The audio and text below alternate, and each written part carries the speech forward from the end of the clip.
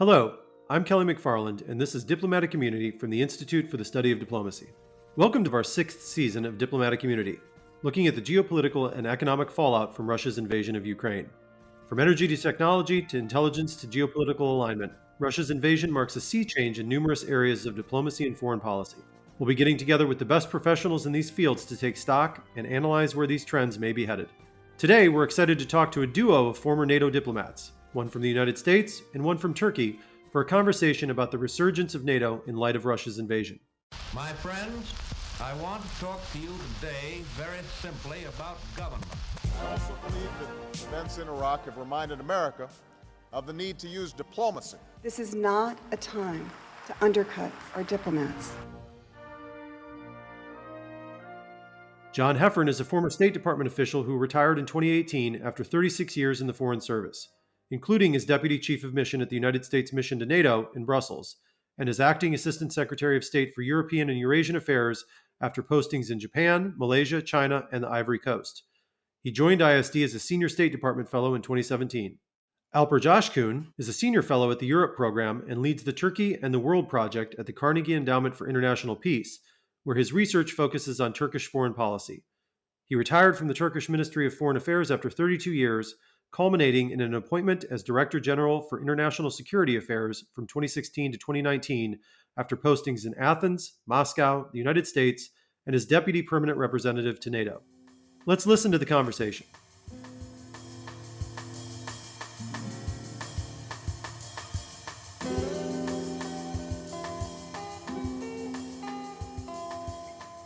I'm excited to be joined today by John Heffern and Alper Coşkun to talk about the Western alliance and the role that Russia's invasion of Ukraine played in sort of reinvigorating the alliance. Guys, welcome and thank you. Thanks for having us. Great to be with my friend Alper. Long time together. We worked together many years. Well, I'm sorry to hear that, Alper. I'm sure that was some of the most difficult work of your career. So it was painful but enjoyable in a way. Nice. Yeah. Well, we feel your pain here at ISD. Trust me. So, as both of you know, by the end of 2020, the relationship between the US and NATO and the US and its Western European allies was as bad or worse than it had ever been. And for those of you who know anything about NATO history, that's saying something. So I'm going to throw this question out to both of you, and I'll start with you, John. There's nothing like a war to sort of reinvigorate an alliance, right? Can you walk us through a little bit NATO's response to Russia's invasion in those first few months and how you saw it from a U.S. perspective? And then Alper will talk about how you viewed it from a Turkish perspective. Kelly, great. And it's great to be with you. I listened to your program last week, and Mike Morrell is a hard act to follow. So Albert and I will do our best here. NATO has gone through some major changes over the years. And let me just say just a word about NATO's mission first, and then we'll jump right into Ukraine. I mean, the alliance exists for a couple of very important reasons. The obvious reason, of course, is transatlantic security. European and North American security is the obvious reason. But it does a lot more than that, too. It really has been responsible for the transformation of a lot of European countries toward more democratic countries and toward more open societies. So it has a transformational element to it as well. And I think that's relevant to the Ukraine piece because Ukraine has been a really important partner of NATO for many years, not an ally, no Article 5 commitment, but a really important partner of NATO for many years since the breakup of the Soviet Union. And we've tried very hard to work with Ukraine and other partners to help them in their transformation toward openness, westernization, democracy, and human rights. And in Ukraine, we've had one of our success stories. And that's one of the main reasons why Putin's aggression is such a horror story, in addition to all the stuff we see on TV. What NATO has done is a coordinative body. NATO has not sent forces and arms and stuff as an organization. NATO coordinates the cooperation and the security assistance of the 31 allies to help Ukraine. NATO provides direct support to Ukraine in terms of partnership and training and all. But the main thing it does, it's a forum for all the allies to coordinate their support for Ukraine to make all the joint efforts more effective. That's the main thing NATO does. So a quick follow-up to that, John. So The invasion happened roughly a year into the Biden administration. And like I said, they had put a lot of effort into building this relationship back up. Do you think that was extremely important once the invasion happened, that they had rebuilt a lot of that relationship over the first year of his administration? Absolutely. The alliance had suffered, the U.S. part of the alliance anyway, and the Allies' view of the United States had suffered a lot the 4 years prior to that. And Biden's commitment and his actions to fulfill that commitment, and the people that he appointed to the various positions, Blinken on down, and Austin as well, have been major contributors. And I'd love Alper's view on this too.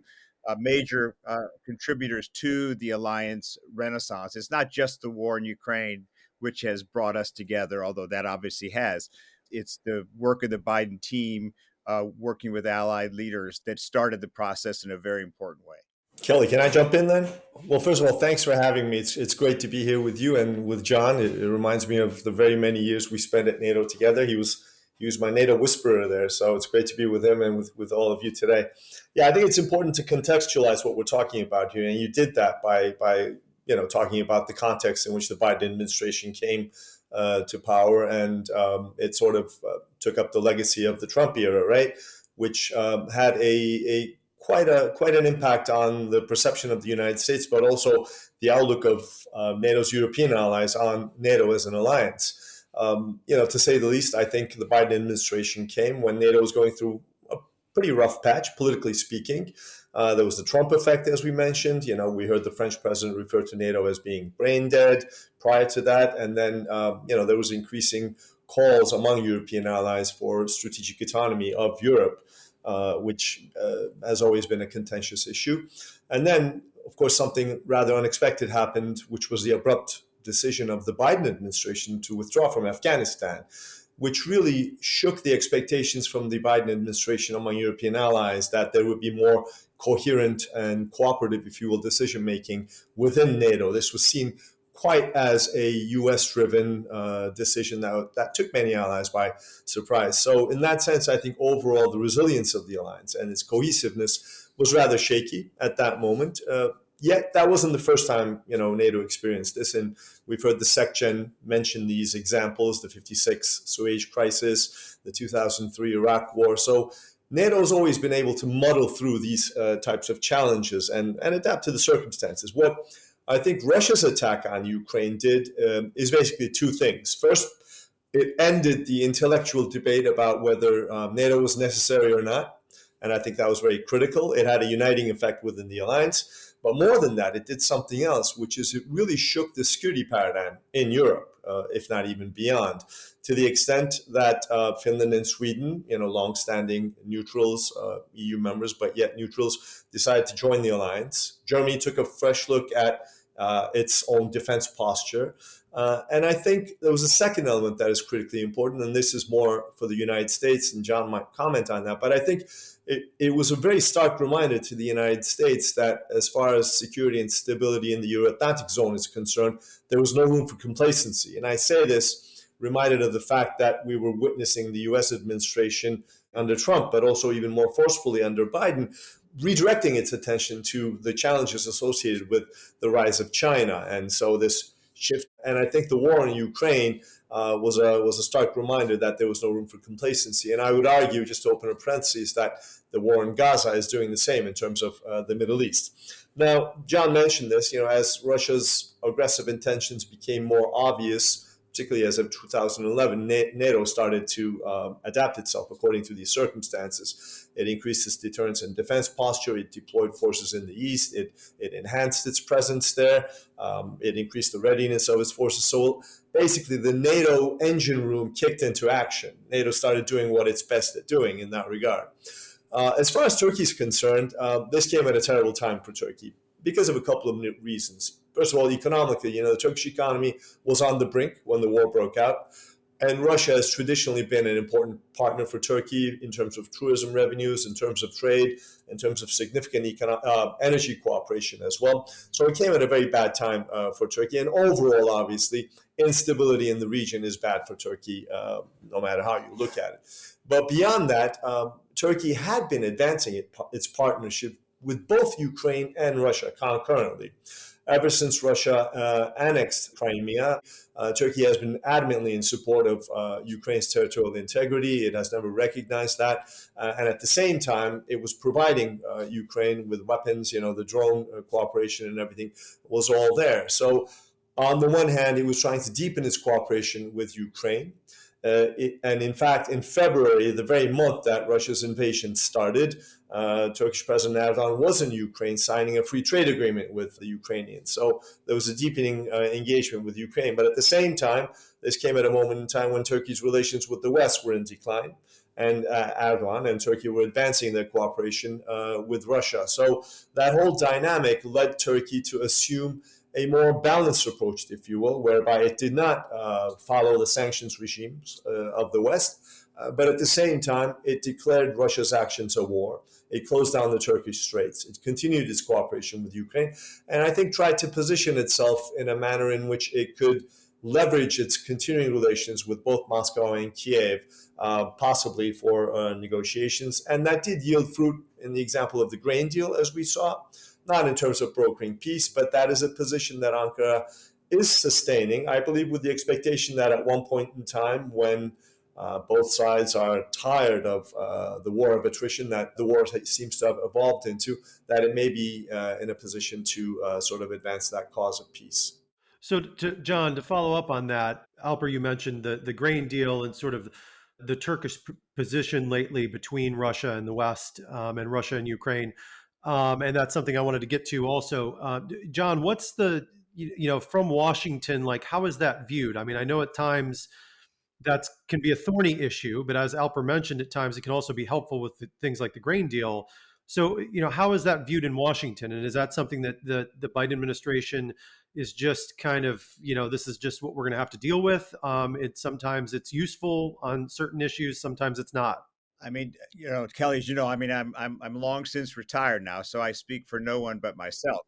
And so I don't want to characterize what the administration thinks about this, or I don't have intel, private sources telling me, whispering in my ear what they think. But I am confident that Washington has been very concerned by Mr. Erdogan's continued effort to, I won't say ingratiate himself, but at least to be somewhat of a partner to Russia. And I know that they've done the stuff that Alper has said, the good stuff that Alper has said on the grain deal and all. And we do need mediators. That's true. But Turkey is an ally. Turkey's in NATO. And it's sometimes, and Alper and I sat next to each other in the meetings and have to elbow each other to remind each other that, look, you're in this alliance now. You're supposed to agree. You're supposed to agree to this. We're part of the same team. He would elbow me when I was off the reservation, and I would elbow him.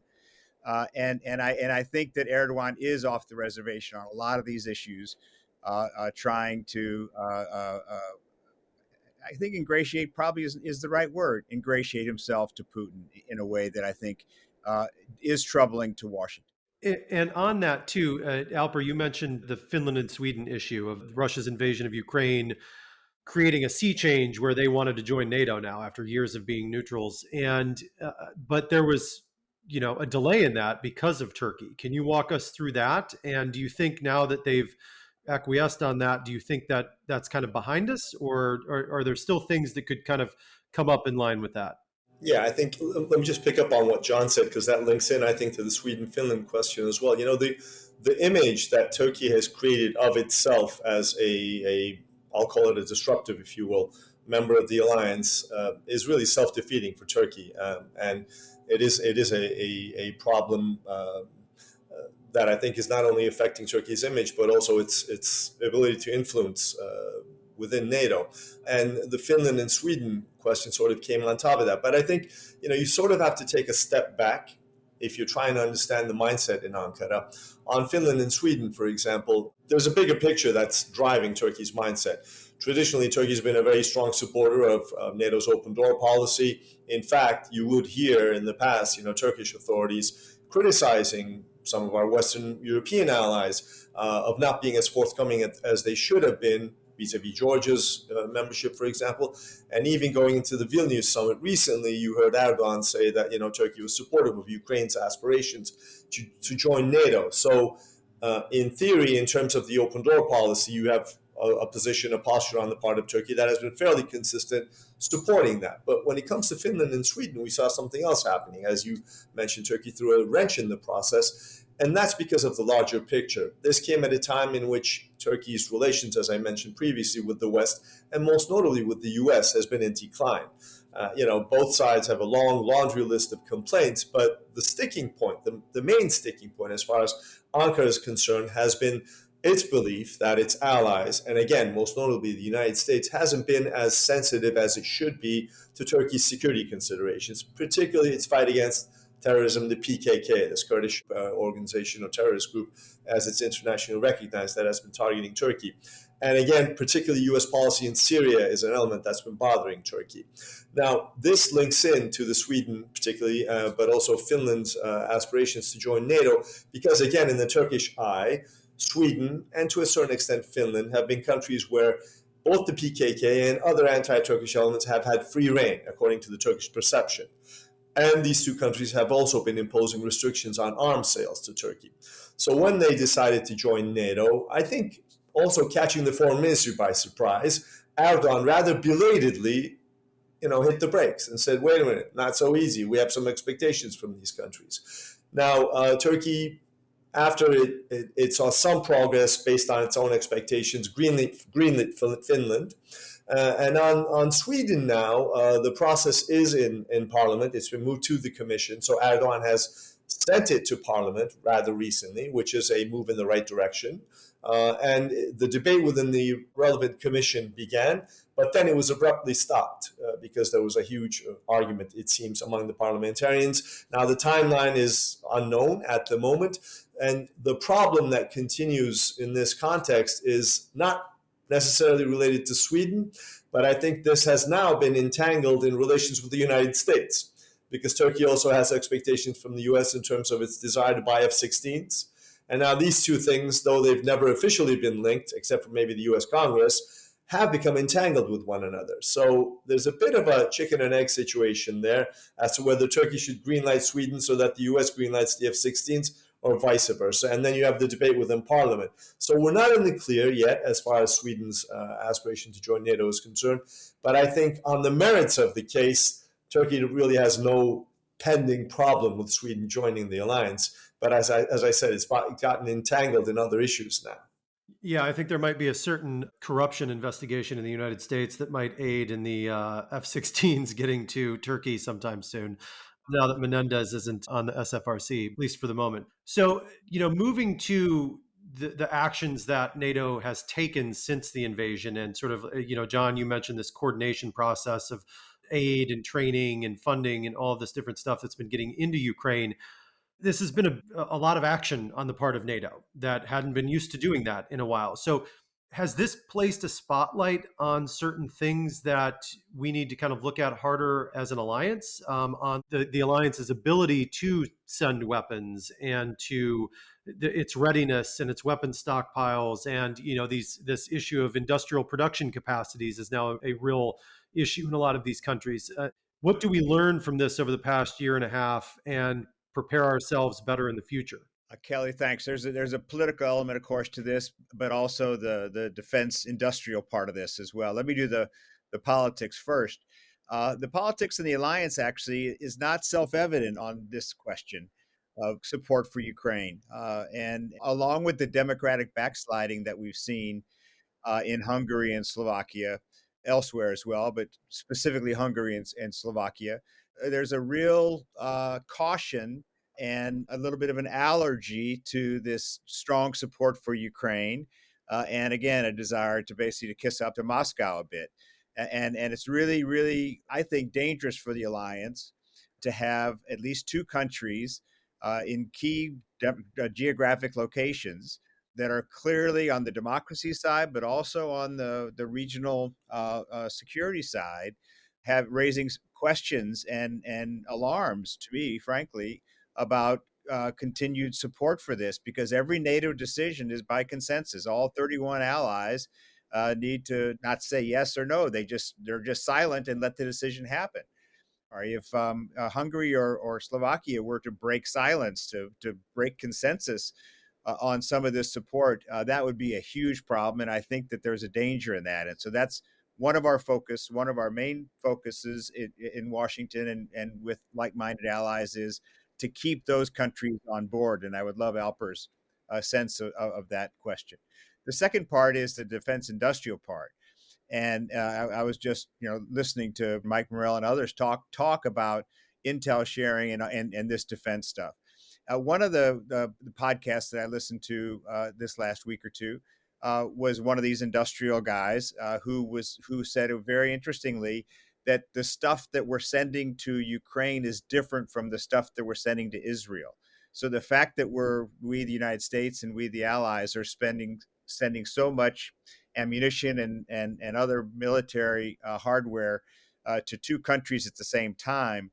In fact, there's not as much of a overlap as you would think there would be. There are different kinds of weapons and resupply and ammunition that's going to the two countries. So that was somewhat reassuring, although it is a major issue for all the allies to beef up their industrial production so that we can continue to supply key allies and friends, but also do what's necessary for our own defense. Absolutely a critical issue. Yeah, Kelly, let me just add to that with a couple of words. I mean, first of all, you hear this in every NATO communique, in every statement. Obviously, the alliance is a political military organization that rests on shared values. Now, that's good when you see it on paper, but when you look at practice, John mentioned some examples, and Turkey's had democratic backsliding as well. So, to the extent that the alliance, and I'm talking about individual member states here, all of them are not consistent in terms of their approach to upholding the values which they profess to be coming around, and are not consistent in terms of their approach to international law overall, I think that's where the credibility of the alliance and its internal resilience is challenged. So that will continue and always will be a rather contentious issue, given the complexity of an alliance of this nature. Each country has its own domestic political dynamics and so on. But I think this is an area where, to the extent that the alliance and its member states can come around as closely as possible around shared values, the strength of the alliance is increased. And right now, there are multiple challenges. There's no doubt about that. In terms of the impact, again, of the war in Ukraine, I think it's important to remember in the post-Cold War era, particularly in Europe, there was an irresistible urge to tap into the peace dividend, right? We saw this in force structures and defense spending and everything else. But and that was one of the issues that we debated at NATO, because the idea then, obviously, was the challenge was out of area. Hence, the alliance needed nimble forces. It needed expeditionary forces. There was terrorism, and then there were some regional crises that the alliance had to deal with, and then we had Afghanistan. And I remember then, from a Turkish perspective, this was a bit of a challenge for Turkey, because we still believed in Ankara at the time that the alliance needed in-place forces, because Turkey had its eye on Iran, Iraq, Syria, and the challenges from there, not necessarily Russia. And I think what the war in Ukraine has done, as NATO and the EU have said in their capstone strategic documents, is it's brought war back to Europe. And in fact, when we look at how the war in Ukraine has evolved, it's turned into a trench warfare. So this is, I think, an awakening in that sense, but it's trench warfare with high technology. You've got automated weapons systems in the game as well. And when you look at what NATO's done in terms of not only the deployments, but the way in which it's increasing the readiness of its forces, the way it's training, the way in which NATO has increased the domain in which it believes war is fought, not only in land, air, and sea, but now also in cyber and in space. It's really fascinating to see how the alliance with its member states is adapting to this reality. So I think that is a remarkable change. Rather reactionary when you look at it, so you could argue that NATO's a little slow, that it should have foreseen some of these, but at the end of the day, it's a big machinery, and I think it's moving in the right direction. I want to ask you guys, as we look forward and look out, I mean, we can never predict the future, but how do we try to keep this cohesiveness together that's happening in NATO?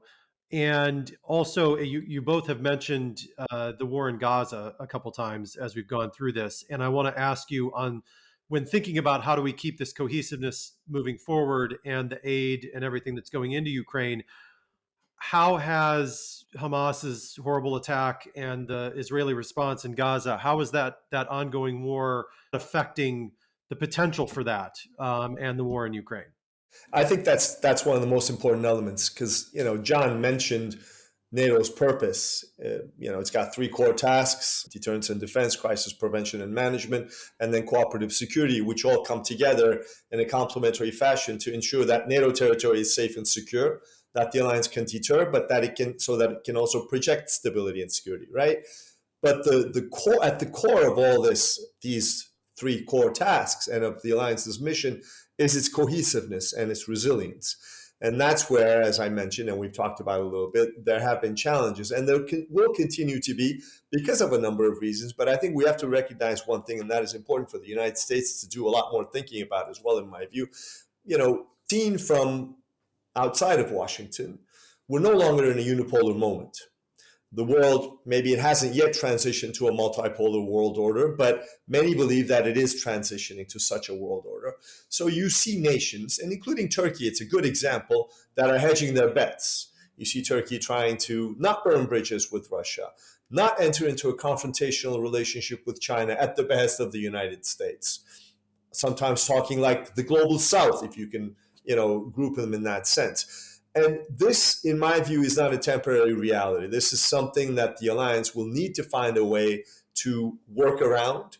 And my understanding of the way it is evolving is that we will probably see an alliance that is less harmonious in this respect, that will need to manage these differences. And that's where U.S. leadership, and John alluded to that, I agree, it's very important. U.S. leadership will be important. My colleague at Carnegie, Dan Baer, he wrote a book recently, and he makes the point talking about these realities and the changing dynamics in the global international landscape.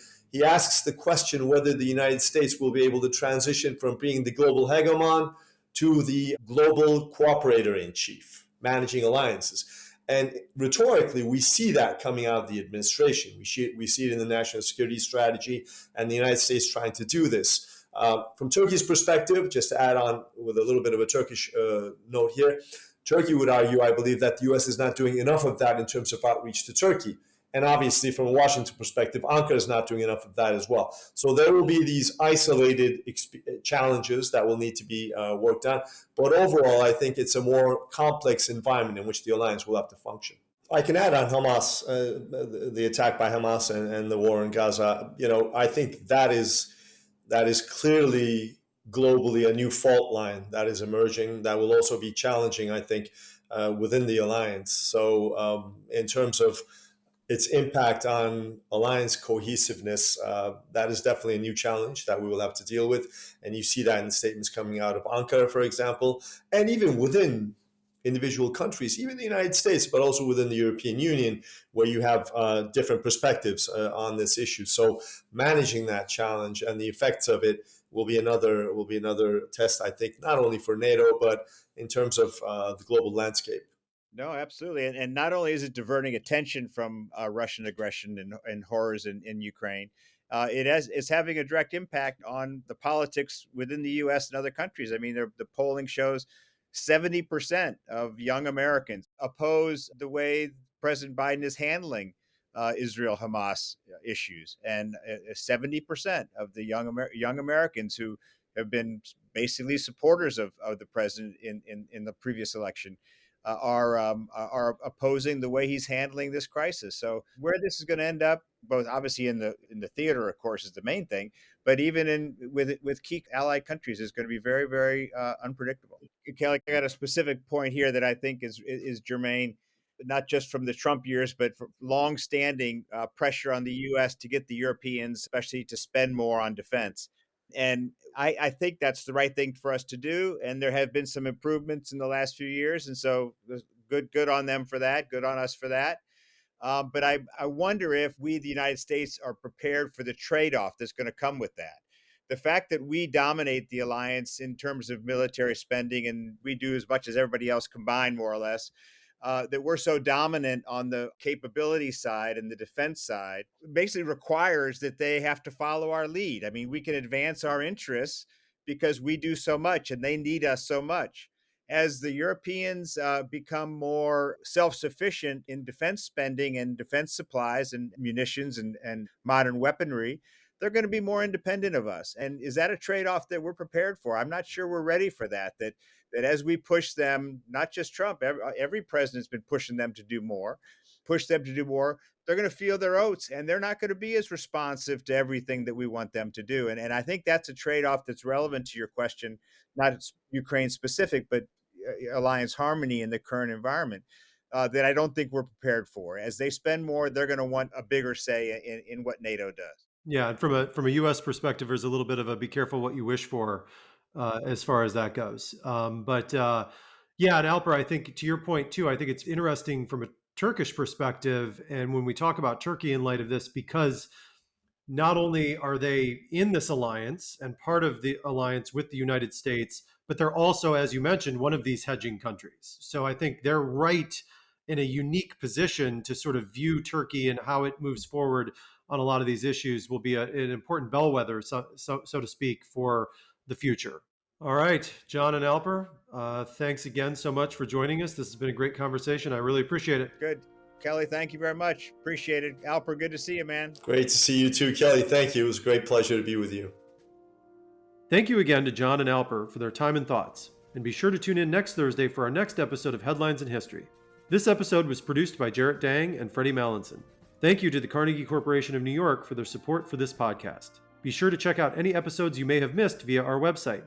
Please rate, review, and follow this podcast wherever you listen, and tell your friends and colleagues to come find us on Apple Podcasts, Spotify, or anywhere else they listen. Follow us on Twitter @geodiplomacy and visit our website, isd.georgetown.edu, to learn more about our work. I'm Kelly McFarland. Until we meet again.